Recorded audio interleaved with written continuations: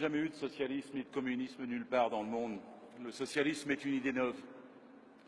Et face au capitalisme actuel qui nous mène au désastre, 87 hommes possèdent plus que la moitié de l'humanité.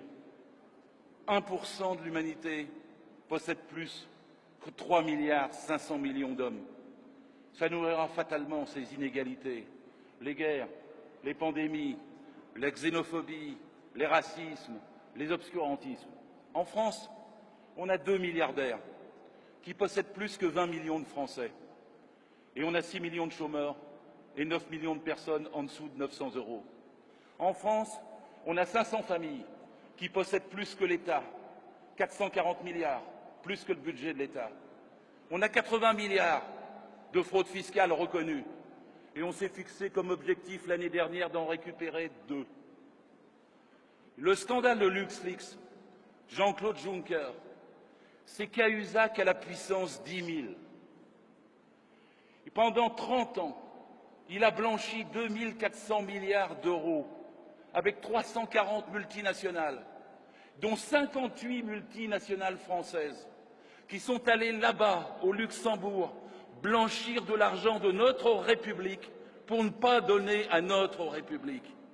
Et on va donner 41 milliards de crédits d'impôt à ces 58 multinationales. Vous pensez une seule seconde qu'ils vont s'en servir pour nous permettre d'avoir des résultats et de nous faire réélire en 2017? Une seule seconde, vous pensez ça? Bien sûr que non. LuxLeaks, c'est le scandale le plus énorme de l'Europe. Un trafic d'argent, un blanchiment mafieux fait par le président de l'Europe, avec nos multinationales, nos emplois, notre travail.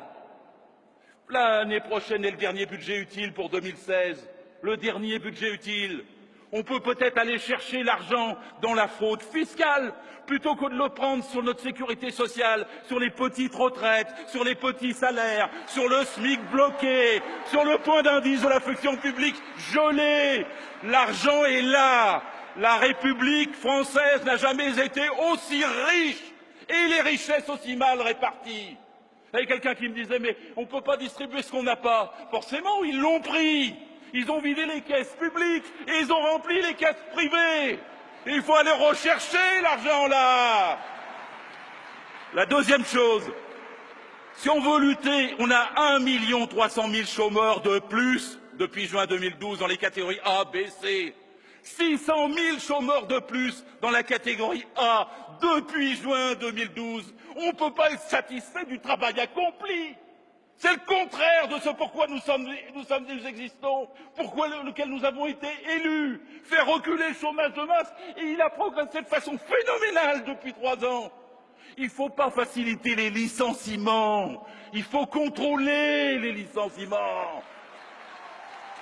Vous savez, j'étais dans les Vosges, je veux parler d'une grande entreprise, 171 salariés, la plus belle papeterie d'Europe, une rotative qui fait 200 mètres, magnifique, en état de marche, qui était rentable. Un financier finlandais a décidé de la fermer. Nos salariés ont dit on va faire une scope. Il dit je te la donne pour 1 €, dit d'abord le patron, puis il se ravise. Il dit pour 12 millions d'euros. Et depuis 2 ans, cette machine ne sert plus. Elle s'use à ne pas servir. Je vous dis que si on avait imposé le contrôle sur les licenciements, on dirait à ce patron, tu vas continuer à payer les salaires, les 171 salaires depuis 2 ans. Et au bout de 2 ans, parce qu'on le tiendrait, il vendrait la machine pour 1 €. Et on aurait sauvé 171 emplois. Mais si on lui dit, tu peux faciliter ton licenciement, vas-y, ça ne te coûtera pas cher. Alors il s'en fout et on perd des emplois.